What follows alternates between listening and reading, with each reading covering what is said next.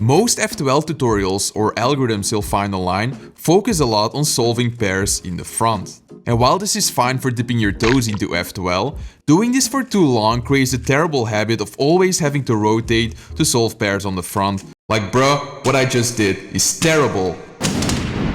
But luckily our savior Mr. CubeHead will teach you today how to intuitively solve pairs in the back. Let's start by talking about when you should solve pairs in the back. When you have a pair you're solving, for example the blue-red pair, with a good edge and the slot it belongs to is in the back, you should always solve this without a rotation, using only RU moves or LU moves. But when you're solving a pair with a bad edge, for example this pair right here, instead of rotating so the slot is in the front, alternatively, you can rotate so the slot is in the back. And this is especially useful for the first two pairs because when the back two pairs are solved, you have an overview of all of the remaining F2L pieces, making look ahead way easier. Whilst if I had rotated to this side, look ahead will be way more difficult. The cool thing about intuitive F2L is that when you truly understand everything you're doing and all of your setup moves, for example, for this pair right here, I can turn this into an easy insert by doing that. You can just apply the exact same logic but from this angle right here. So hiding the corner, putting the edge in its position, which sets up a 3 mover. So technically you could just take every F2L pair, mirror it and apply the same solution in the back. And you'd be totally fine with that. But there's one drawback. Fingertricks. When solving front pair slots, I've always emphasized solutions that start and end in home grip, meaning you never want to regrip your hand, for example by doing something like this. And the reason this works so well is that when opening a slot, your opposite hand can still do all of the normal or push moves, while your main hand can do a pinch move from this position.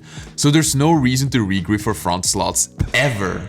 But when we're talking about back slots, things change because my opposite hand can still do normal moves or push moves, but the hand opening the slot becomes limited. There's only one thing it can do, which is a drag move, where you drag the upper layer mostly using your ring finger.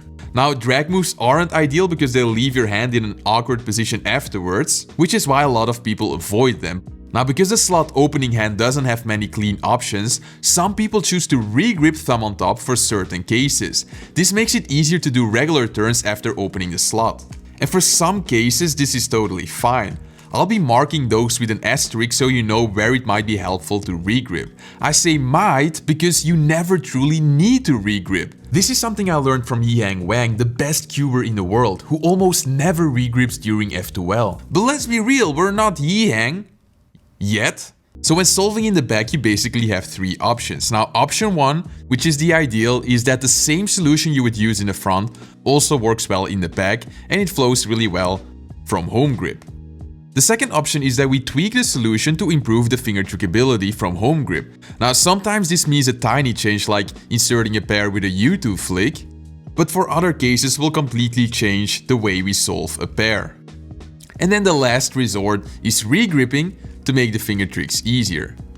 And as I said, this is always optional, but the alternative is that you'll be doing more push moves or drag moves. So you have to decide for yourself if it's worth it or not. So now for the rest of the video, I will show you how to apply those rules to specific cases. And if you want to have a complete overview of all of the F2L pairs and their back slot solutions, you can find that in the free F2L PDF, which I linked in the pinned comment. Now let's start with the foundation of our back slot solving, the easy inserts. When we're solving this pair in the back right, normally from this position right here, we would open the slot and we have 2 options as I said, either push it in like that or drag it in with the right hand like so. I advise you guys to learn both because even a drag move can become almost instant if you practice it. However, we can insert a back pair without any special moves from this position right here. So if we just open the back slot, we can insert a pair with a U2 flick like that and then close the slot again. And aside from that, there's one more insertion that I want to show you from this angle right here. So normally we would turn this into a good edge and then just insert it to the left,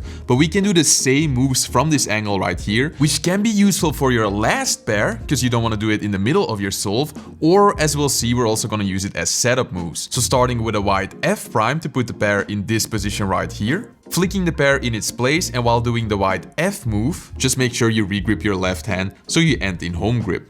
And I advise you guys to just practice this a bit until it feels natural. So all of the same inserts but now on the left side, so either push it in or dragging it in. But the best insert with the pair right here, just double flicking it like so. And then from this angle right here, just like so. And then the normal insert is really straightforward.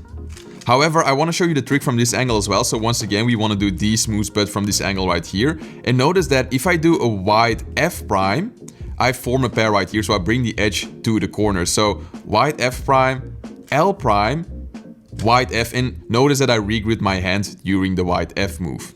I notice that some people prefer to regrip in the beginning, and I would say it is okay, although I would really advise you guys to just learn how to do it from home grip. And then the same on the left side.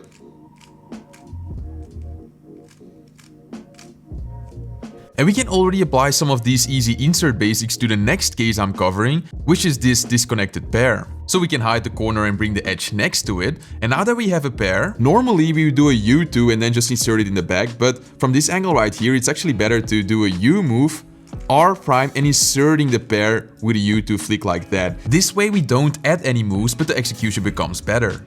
And this right here is a really interesting case because when white is facing up, we align the edge, and to stay in home grip we can just hide it, bring the corner over it, which leaves us with this pair right here. Now, one way to stay in home grip is actually pushing right here and pushing again for the insert like that.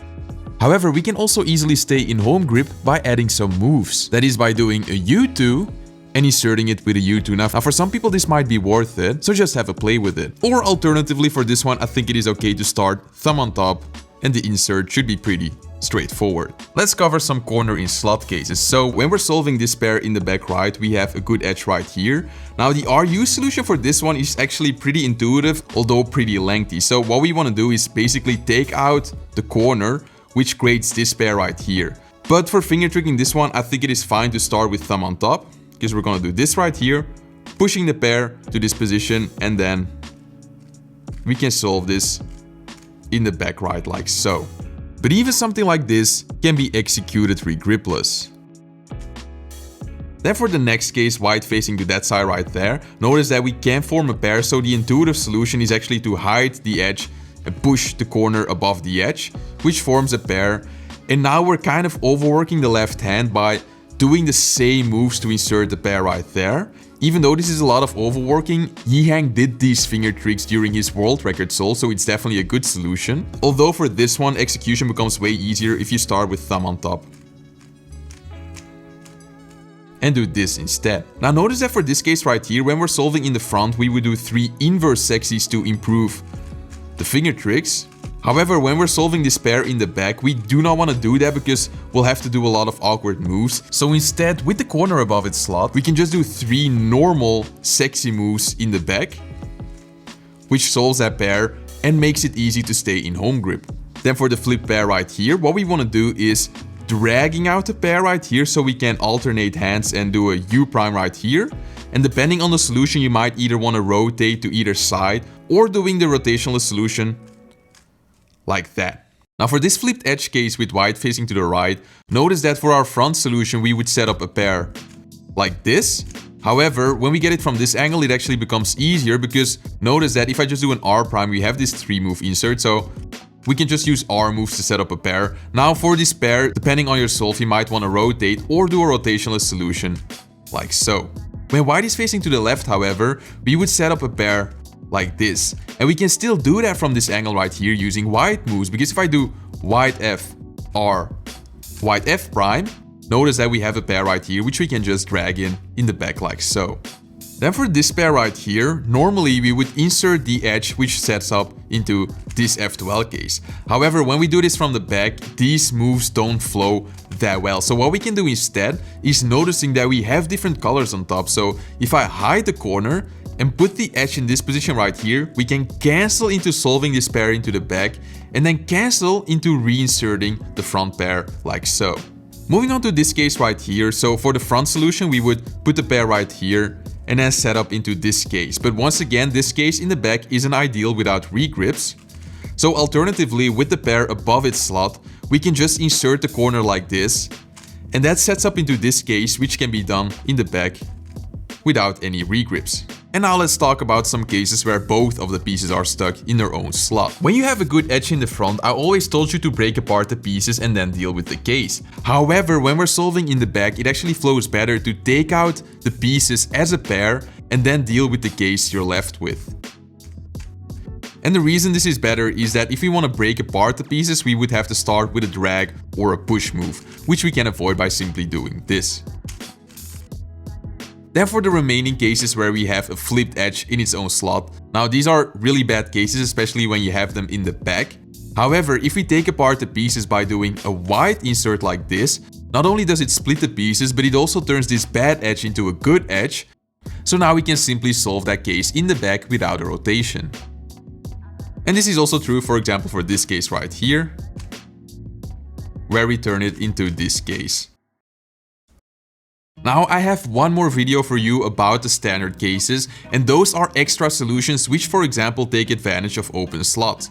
For example, this case right here, you can simply solve like that. So to see that video and more, check out the Intuitive F2L playlist on screen right now. And hey, if you want to support the channel, you can use discount code CubeHead at thecubicle.com, or check out the CFOP pack where I go even deeper into every step of the CFOP method. Thanks for watching, and I'll see you in the next one. Ciao guys.